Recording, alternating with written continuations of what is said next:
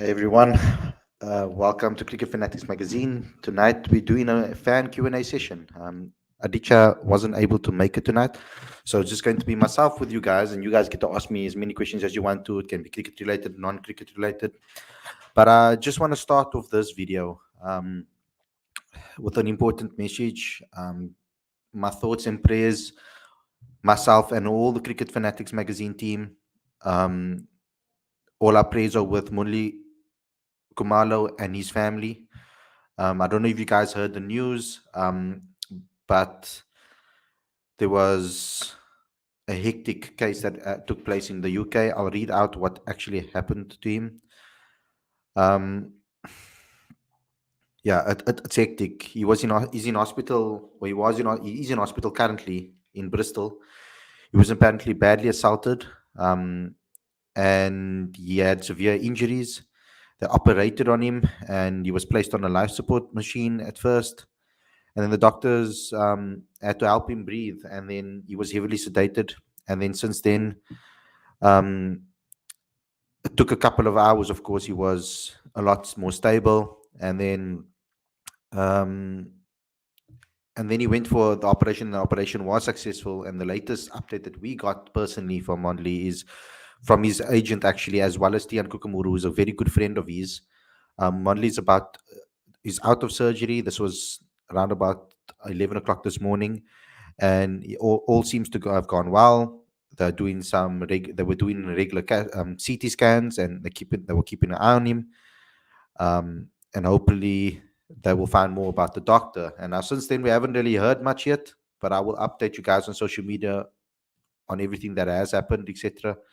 But it was a really sad news to hear that has taken place, that happened with Monli. So I wish him all the best. All my prayers are going to with his family and his friends and everybody in his life. So all the best to him and to everybody involved, and give them all strength to let him see a full recovery, please, because it's a really sad news that we had to hear yesterday and today and yesterday. So yeah, today is a fan Q&A session with myself, and you guys get to ask me questions. I'll get to your questions very soon. First, I wanted to say a couple of things, and that is, if you are new to this channel, it's the first time that you're here, please subscribe to the channel. Please click that notification bell for all future videos as well. Don't forget to also drop a like on the video, smash the like button, of course, and also comment and share with all your friends and family. That's how we will get into recommended feeds. And also download the latest issue of Cricket Fanatics Magazine monthly. Every issue is 100% free, straight to your inbox every single month. The link is on the screen as well as in the description. We are working on the next issue, which we are hoping to publish tomorrow. So beware of that. Keep an eye out on your email, and you will get a notification if you have subscribed. So go ahead and do so right away. But we also need your help. So please become a patron. The link is on the screen as well as in the description. You can help us obviously grow as a channel, because we want to grow as big as possible. We want to be the number one South African cricket broadcasting channel and publication in the country. And if we can do that and you guys can help us get there, please do so by becoming a patron today. Also go to cricketfanaticsmag.com for all the updates on what is happening in South African cricket. So without further ado, let's get straight into today's video. Looking forward to answering all of your questions. See you next time.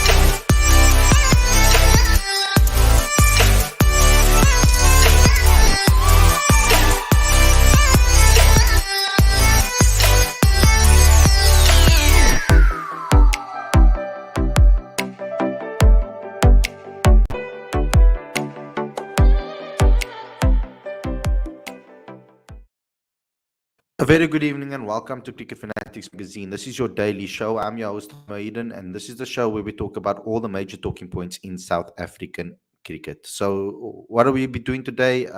We'll be doing a fan Q&A session with you guys. You guys get to ask us questions, or me questions at least, and I'll answer them as best as possible. I don't know everything, but as much as I can ask, and if you want my opinion on things, let's get to it. So I'm going to start right at the top. I'm going to go with Kani's comment, and it says, you were wrong the other day about Faf not being able to perform at the big games. He is the man of the match in last IPL final, scored a match winning 68 in the 2018 playoffs.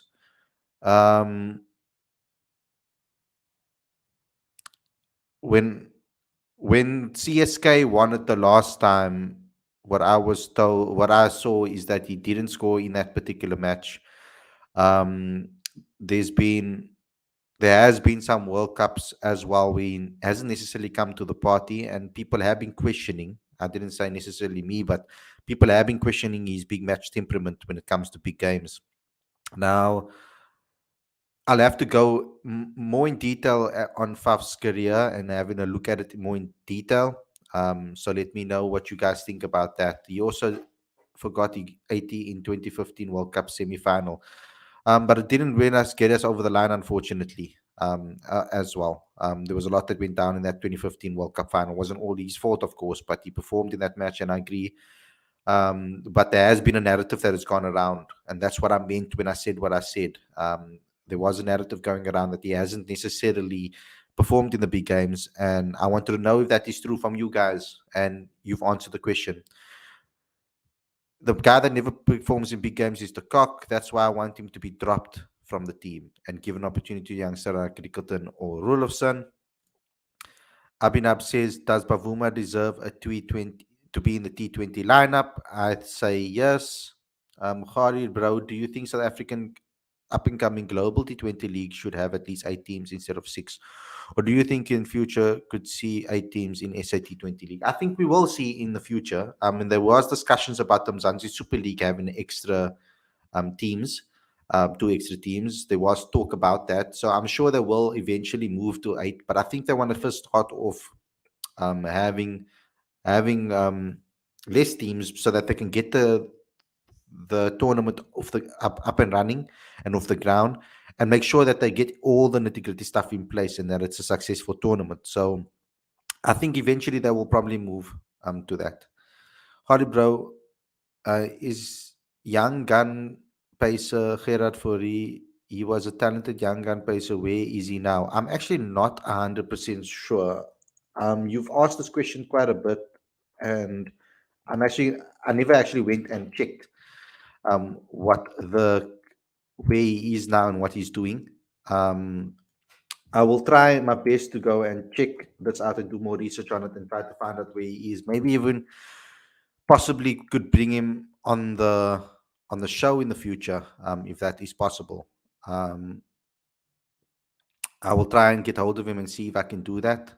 Um, See where he's at the moment and see how he's been doing. Check that for you, brother. What's your view on the talented mutual fund? Oops, what's going on here now? Yeah, Khalid, brother, what is your view on the talented mutual fund Buren? In my view, he's very talented and versatile batter, and he's all format player, which South Africa needs, and he's very young too. You see, it's difficult for me to immediately say that he's an all-round cricketer right away. I think he's a very, very talented cricketer. I've always thought so. Ever since I have seen him in the mix in the in teams before. In the younger teams, of course, and the lower teams. But I mean, he's 24 right now. I'm talking about when he was still under 19, etc. When he was 20, 21. Um, he really, I mean, he went to Cares, etc. And we know about him. And now since he's played for the Lions, he's been quite consistent for Gauteng. He's been quite consistent all around.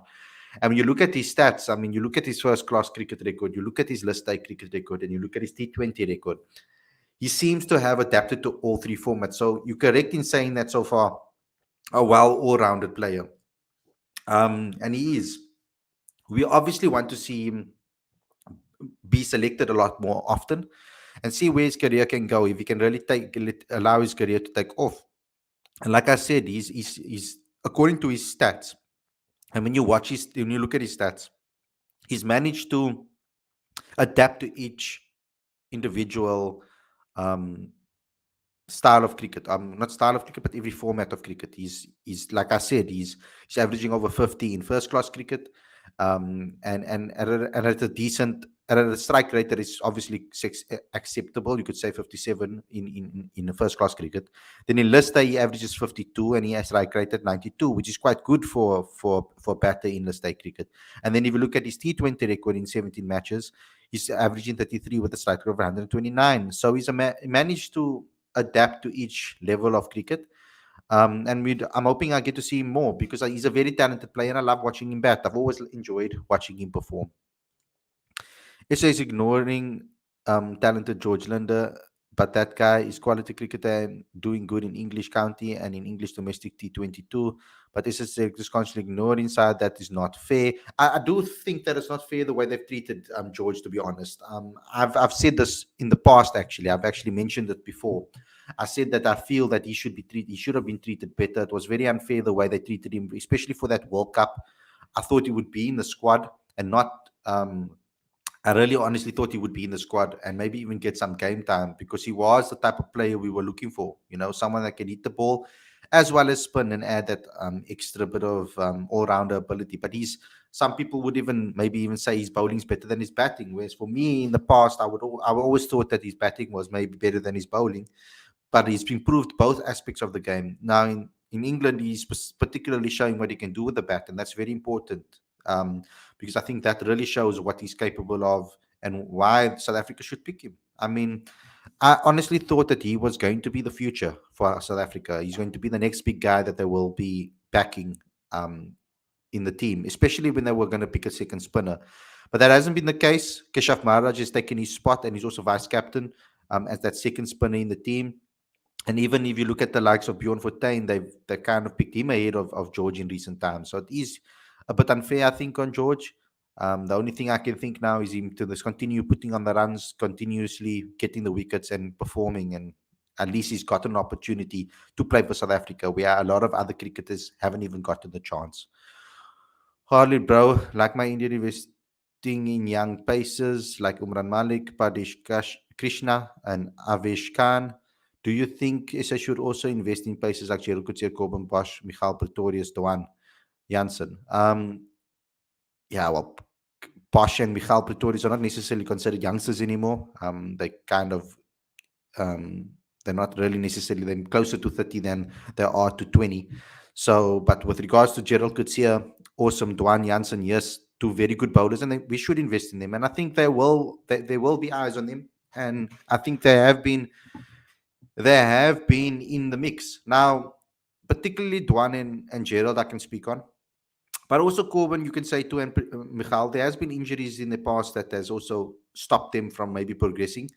Michal was a little unlucky. He was part of the squads for the Proteas and never got an opportunity, unfortunately. But Gerald Coetzee, too, I feel he got injured at the wrong time. He was starting to build momentum, similarly to how Andrich Nokia did in the MSL. The second MSL, Gerald Coetzee was starting to build momentum for himself. And then he got a serious injury that put him out of the majority of the rest of the tournament, I think. So it has been tough with him for injuries. But recently, he's been really finding consistent rhythm. And I think for bowlers, it's very important to have a rhythm and play consistent games because that's how you can show your talent. And I think that this guy, Gerald, is quick. They need to invest in him, of course. And I think that he just needs the right guidance and make sure that he can stay injury free. That will be very, very important. My Indian bowling pace. Okay, oops. My T20 batting line after the World Cup, the Cock, Yanaman Malan, Deval Previs, Markram, Captain, Miller, Rassi, and Stubbs. Khalid, do you think Riza and Bavuma's strike rate 120 is a concern in T20 cricket? I think it is to a degree. But if it's only them that's striking like that, then I don't think it might be as big of an issue as we think. If Quinton de Kock can find some consistency in tournaments, then I don't think necessarily it will be as a concern. But having both in the team, I feel is a concern. I think we need to pick one or the other. I don't think we can have a whole lineup of smalls of low strike rates. We obviously need to have some batters that can turn on the pace and turn on the speed and the attack.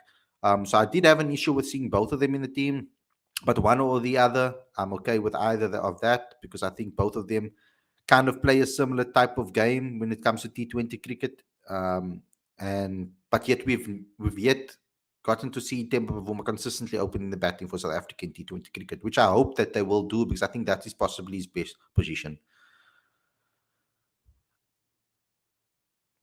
Any news on the DOC situation? I haven't heard any news on that yet, Lorenzo.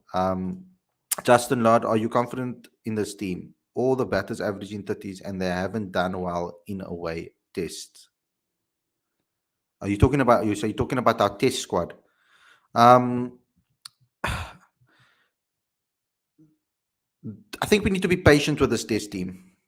Um, a lot of new faces, and I think they still some of these guys still trying to find their feet in Test cricket. But I think we have a nice squad building over here in the Test arena. A team that has the right mentality. They're building the right sort of mentality going forward. So I think that it's decent. This Test team right now, and I think with a couple of more youngsters in the squad, we can really look at this team for the future and try to build momentum and grow a team ethos and mentality in Test cricket. So I wouldn't say I'm fully confident and can say no. We're going to go into every Test match and win it. I still think this team needs to work very very hard, and everything, and they need to perform at their best if they want to win matches. And um, I don't think this team can play half-hearted cricket and expect to win. I concur that with the previous guys said about Quinton Cock underperforming ICC events, but I'm sorry, you can't drop Quinton Cock. Just give him more freedom and he'll come good in those big games. And it's interesting that you said just give him more freedom. So freedom is not something that you can just give out easily, willy-nilly, or just easily they say, okay, you can play for freedom. I feel that freedom needs to be like Neo Falani said in his interview with us. He said specifically like freedom is a team thing. It needs to be communicated with the entire team so that the entire team feels that there's nothing, um, no chips on their shoulder, or the world's not on their shoulders to perform. They can go out there and they feel that they're not going to get scrutinized if they went out playing a big shot and went out. Rather, the coach's communication with the team is that don't worry, next time you'll get them. You went out with the right attitude, etc., etc. And I think that no fear needs to be put into our South African team. Our players, if they can bat with no freedom, with freedom like they did in the IPL, you can see that we can get results from them. The pressure, unnecessary pressure, shouldn't be added to these teams. I feel that these to our players, because I feel that these players are naturally gifted to be able to be adaptable. Majority of them. So if you give them the if you trust their ability and you trust their mentality and you trust that they won't be fearful when they walk out to the middle, I think that's how you get the best with them. And that means obviously giving them freedom by building that within the team ethos. Will South Africa be one of the favorites to win the World T20 in Australia and will create pressure on the players? I don't think we will be one of the favorites necessarily. I still put Australia as a favorite. I still put England as a favorite, India as a favorite. I would even throw Pakistan and Bangladesh into the mix. The way Bangladesh has been playing recently in white ball cricket, they've been phenomenal. And with regards to Pakistan, every single ICC event they seem to come to the party. So I wouldn't necessarily throw South Africa as a favorite in this tournament. Um, uh, there is obviously going to be maybe one spot available up for grabs of a person that we might not have seen before that might get an opportunity. So we're not the complete squad quite yet or the complete team quite yet. But I feel that when everybody bonds together, we have the ability to beat anybody on their day. We just need to believe it ourselves as players and a team. Am I the only guy worried about the ODI Super League? There's actually a huge chance that we'll play in a qualifying tournament, which is ridiculous from a Proteas point of view. Yeah, I think let's talk about that in another show, Lorenzo, where I can get the guys on and we can all discuss it and debate it, because it is a little bit worrying. I feel worried too, because in our ODIs, we haven't necessarily come to the party. Our Test and T20 cricket has been good lately, but in ODI cricket, we've struggled to find wins. Khalid, brother, what is your view on talented Rwanda Swat? That guy could be SA South African version of Ben Stokes if he gets a proper and regular opportunities. Well, he's getting a lot of regular opportunities at the Dolphins, and he's impressing me. I've always been impressed with Rwanda Swat. I've followed his career for quite some time. We actually have a very good relationship. So it's good to see Ruan getting more game time at the Dolphins. He wasn't necessarily getting the game time at the highest level. He was playing semi-pro for Northerns for a while. So now he's getting to play for the Dolphins, and he is such a talented player, bat and ball.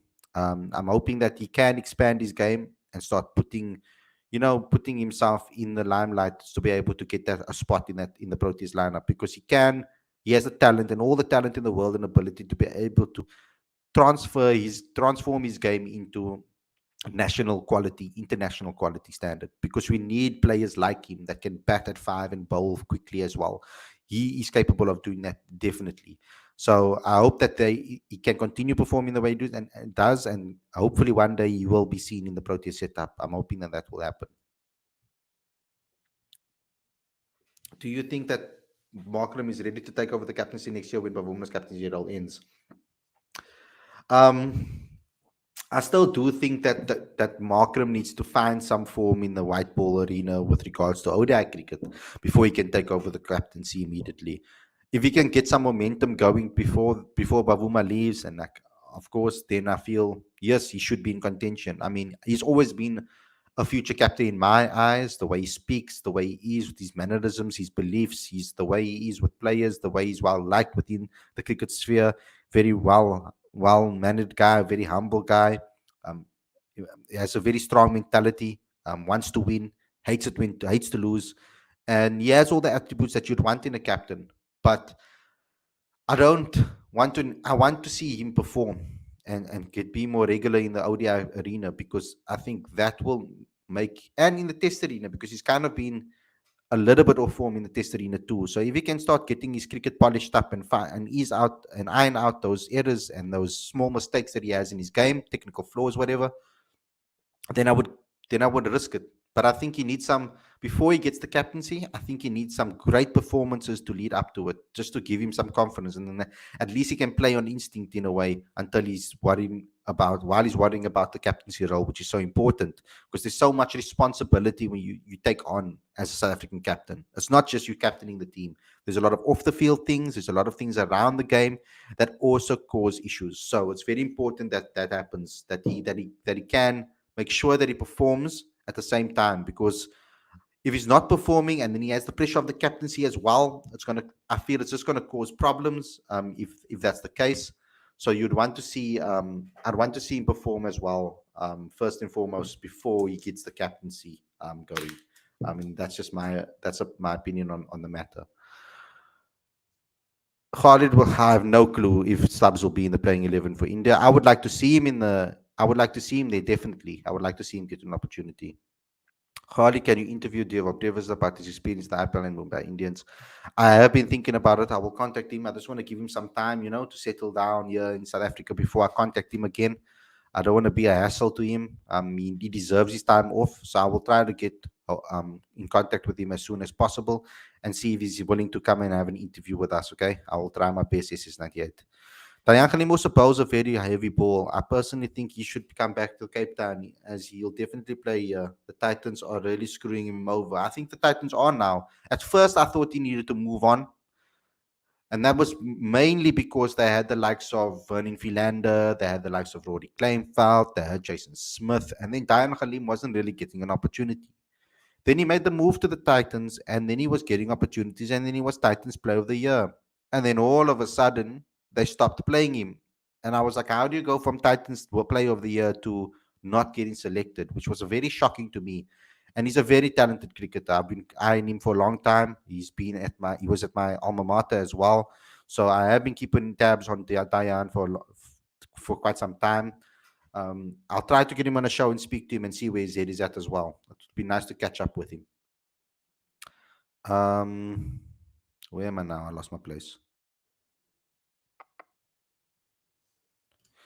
Khalid, India are fielding a second string team. Do you think that the teams are beginning to undermine the Proteas now and don't see them as a threat that they used to be? Aditya gave some excellent points on this. He explained why a second string team has been picked. Um, so look at our previous videos if you want to find that answer. But I don't think that's a that's the case. India's second string team is not really a second string team in my opinion. They are still world superstars that are playing against South Africa. India have such a talented T20 squad and players to choose from. Um, I don't think South Africa should look at this lightly. I think it's going to be a tough series, regardless of whether India is playing a second string team or not. In fact, this team that they picked, majority of these players are more informed than the first team players that you are thinking of. So form matters in this format particularly. So going into this tournament, into this series, I think South Africa should be a little bit worried going into this and be careful that they must just not be complacent in their approach. Hey Khalid, what is your opinion will what, in your opinion, will be the most important factor in our batting department if you want to win this T20I series in India? The most important factor would be for me getting good starts, particularly with Quinton de Kock consistently. I think that will be very, very important to take the pressure off South Africa. The other batters then will be able to go out and play with as much freedom as they want. So it's very important that if they pick Temba Bavuma as an opener, that he scores some runs and then he sticks out in the middle through the difficult patches with Quinton de Kock. I think that will be very, very important to us getting a result in India. Do you think Markram will play in the England tests? I have a small feeling that they're going to stick with the same team that won recently. So I don't think that they were going to change too much and bring Aiden maybe back in. That's what I don't think will happen. Even though I would like to see obviously Aiden perform well. I'm a big fan of Aiden Markram, and I obviously want him to get as many chances as possible. But if South Africa feel that he needs to be dropped so that he can work out his game and be better, then by all means that needs to happen. Um, but I don't see it happening based on what Dean Alger said in his press conferences, based on what Mark Boucher said. It seems like they're going to be sticking with the same team that played their last test. Do you think CSA is avoiding rushing Brevis and don't want him to end up like Kashile? Um, I don't think if there's a relation to Kashile, but I think that they've obviously noticed that there are certain things with Brevis's game that still needs improvement. Um, for example, it's a high dot ball percentage that he has been um, experiencing both in the World Cup under 19s, and we saw it as well with the IPL as well. So yeah, there's a little bit of that happening. So I think he needs to go back to domestic cricket maybe to iron that out in his game. He's such a talented player. I honestly see him as being the future star of South African cricket if he can fine tune his game to then he'll be unstoppable. Towards the end of his IPL stint, he played the first half, or you could say so, the first couple of games he played. And as it went on in the tournament for his performances, they kind of started to work him out, realizing that they can put pressure on him if he gets a couple of dot balls. But yeah, there are some technical things that he can work out on his game, and I think we'll see him in the Proteas team very, very soon. I mean, if he has a very good first domestic season, I think South Africa will look at him to put him into the team immediately. I don't think he needs to play as many years in the domestic scene as others. I think you will be fast tracked into the side a lot quicker or fast tracked into the side ahead of a lot of other players within domestic cricket in South Africa. Will you do a preview on India versus SS series? Hopefully, you have a full lineup of guests in the show. I've always done a previews on the shows heading into this into every series, so we cover it exactly the same. We'll do previews, we'll do reviews, and perhaps even other videos in between, maybe if we see fit. But you'll definitely be getting previews for the India series SS98. Stubbs list A average is 28. Do you think he will be an all format player? He wants to be. We interviewed him not so long ago, and he gave us insight into that he wants to be that, and he also gave us insight into what he's learning from the first class game. It's not as easy as people think to be an all format player, especially if you're coming out of school in South Africa when you don't play a lot of long format cricket. So the guys that do play long format cricket are going to have an advantage. That's honestly what I believe. So yeah, I think Tristan is working on his game, especially in long format cricket. I mean, he did speak about how much he enjoyed it. But with his call up to the IPL and all of those type of things, he's going to be one of the most wanted players in that T20 league. I'm predicting he's going to be probably one of the most sought after players in that particular draft. So let's see what happens. Does the ban mean an end of the career for Zubaramza? No, I don't actually think so. I mean, it's only a 9-month ban. It was a very light sentence, I feel, for what it was. So I'm glad it's not as long. I thought it would be longer. Um, but I'm glad that ICC could see that there was no intent involved, so they've reduced the sentence basically. So he's not going to be missing too much cricket, as much as we were, much less than we thought he would. So I don't think it's the career over for Zubair. Zubair is still young-ish, you could say. He's mid 20s, and I think he still has a career ahead of him. We saw Keegan Peterson get an opportunity later on. We've seen Rassie van der Dussen come into the scene. I'm not saying that he's only going to get his opportunity then, but I think it will be. I think actually this break for Zubi might be good for him as well. I think from a mental perspective, just to clear his head. Obviously, you don't want to go through something like this. It might be a blessing in disguise to get some time away from the game for him, because there was a lot of pressure thrown his way from his test debut to getting the captaincy at Province, and then performing well in the T20s, but not in the one days, but not performing so well in the 4 day arena. It's been a rocky ride for Zubair since he made his test debut. So it might be a blessing in disguise for him. He might be able to clear his head, and when he comes back, he'll be hungry and firing, and maybe get his spot back in the Proteas setup. That could be very, very likely.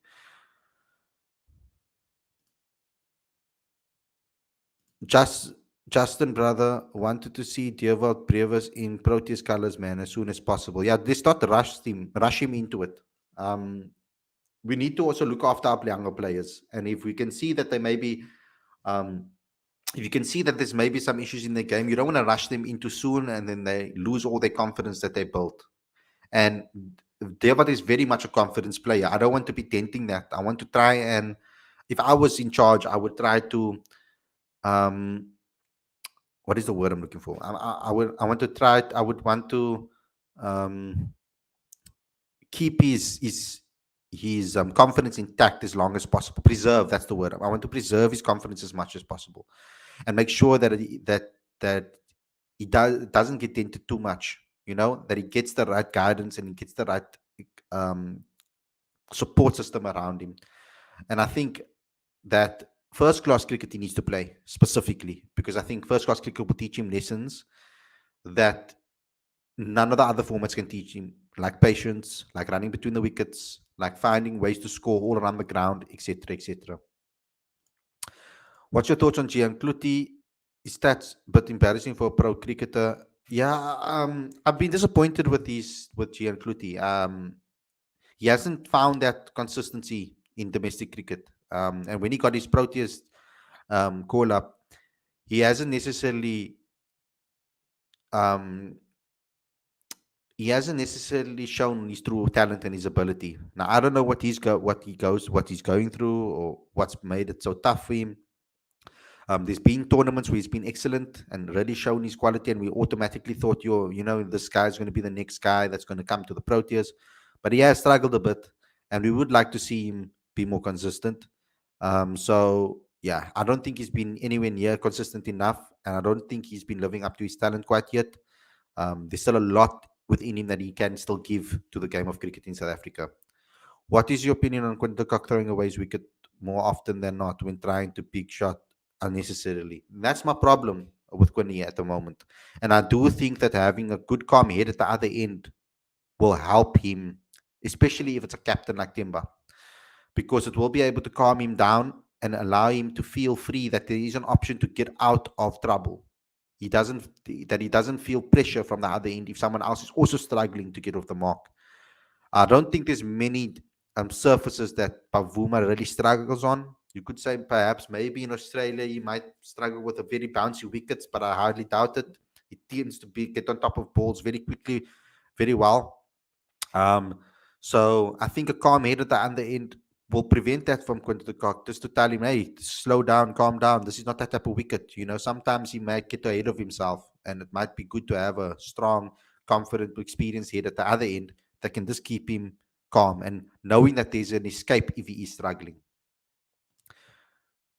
Khalid, brother, I think Landerberg is the best left-arm pacer along with Janssen brothers. Good opinion. Nanda is very injury prone recently. He's so unlucky. Um, I mean, he missed the entire season this season because of injury. It was really sad. I mean, I spoke to him. I spoke to him before the season started, and then he got a horrific injury, and it was really sad to see that because I really thought it was going to be the one breakthrough season where he actually gets opportunities to play for the Proteas. But unfortunately, that didn't happen, and yeah, he was in a hectic injury. He had a hectic injury that he had to recover from for long. So hopefully, this will be his season. What plan can bowlers come up with against Joe Root in the Test series? I have no clue. To be honest, Joe Root in Test cricket is just a monster. It's very difficult to get him out. I think consistency, putting it on specific spots and making sure that he plays at deliveries is going to be very important. Um, so that we can get him out early and try to put power pressure on Joe Root early on in the innings. Don't give him a chance to settle at the crease. I think that's going to be very important to getting his wicket. A old question, but from me, do you think we could see Faf du Plessis and Imran Tahir for next T20 World Cup? I don't think so, bro. As much as I wanted to, as much as I want to see them, as much as I wanted to see them last season in the last World Cup, based on the last World Cup, I think the last World Cup was probably the best opportunity to get an opportunity to play T20 cricket, and we probably needed them more last season than we needed them, or last World Cup than we needed them this World Cup. So if they're not going to pick them, if they weren't going to pick them then, I highly doubt they will pick him now. Who would you pick as number 7 in the T20 World Cup? Dwayne Pretorius will be my number 7. I think he's one of our best at the moment. He's one of our best death bowlers, as we can see. He's really improved with the bat as well. So Dwayne Pretorius will be in my number 7. Do you think Riza can extract more from the power play than Timba's? So maybe Riza opening and Timba down 1. You know, Riza for me, I'm a big fan of Riza. He's really performed exceptionally well in domestic cricket, but his domestic stats compared to his international stats don't match. His domestic stats are way better than his international stats, and there's maybe just something there that he needs to figure out and just find a way to click, so that his international game can be just as good. Because when Riza's on fire and in form, he's almost unstoppable. So we had an excellent interview with him as well. Him and Bjorn Fortuin after they won the One Day Cup, and he scored a massive 100 in that game, essentially in that game. Go ahead and look at that and listen to what he has to say. I think it's an excellent interview that gives insight into his game and his struggles. And I do think that there is something that he needs to play with a little bit more freedom if he wants to play international cricket. I think he needs to trust his instinct and maybe not be so cautious. I think he's a little bit too cautious at the moment. But I don't think he'll make the starting 11. I think Temba will make the starting 11 if they have to pick one or the other. The captain takes preference in this particular game. So, guys, thanks a lot for tuning in. Thanks for all the questions. I hope you guys enjoyed this episode. Don't forget to smash the like button, comment, share, subscribe, and click that notification bell for all future videos. Don't forget to download the latest issue of Cricket Fanatics magazine monthly. Every issue is 100% free, straight in your inbox every single month. Link is on the screen as well as in the description. You can also become a patron today. Please get involved with that.